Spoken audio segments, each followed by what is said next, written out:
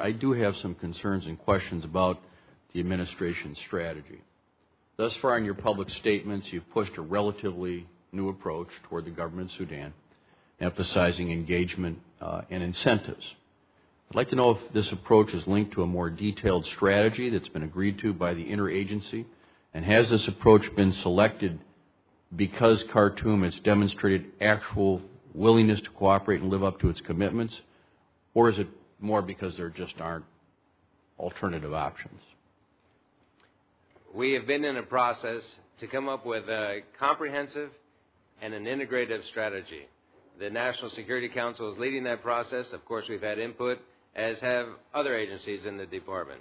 We anticipate that within the next few weeks that we'll be able to have a rollout of this strategy. And I think you'll see from this strategy that it is very comprehensive, and it's based on what we're trying to achieve, which is a better life for the people there. We're trying to achieve a peace and a security and a stability and economic viability, and the things you talked about, the CPA, peace in Darfur, and making sure that the whole region is secure.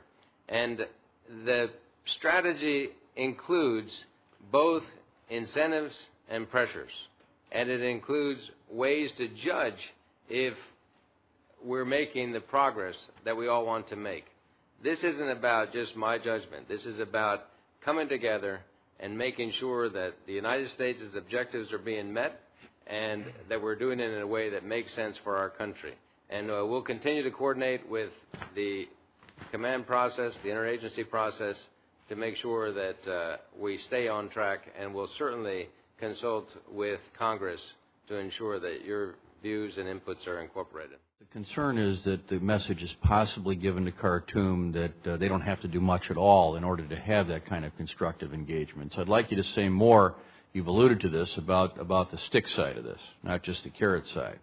I realize you might not be able to go into specifics in an unclassified setting, but can you assure this committee that the administration is actively assessing the viability of meaningful punitive actions and preparing them in the event that the government of Sudan continues its historic foot dragging? And of course that has been the hallmark of their record.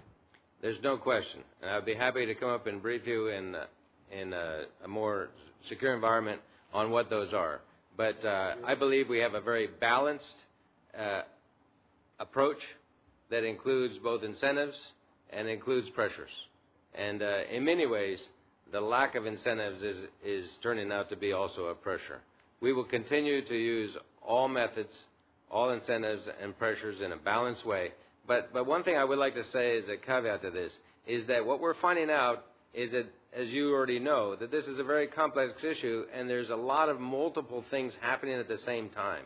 And so we're having to take a look at this not in terms of specific actions and sticks and carrots and things like that associated with specific actions, but them in concert with everything else that's going on in the country.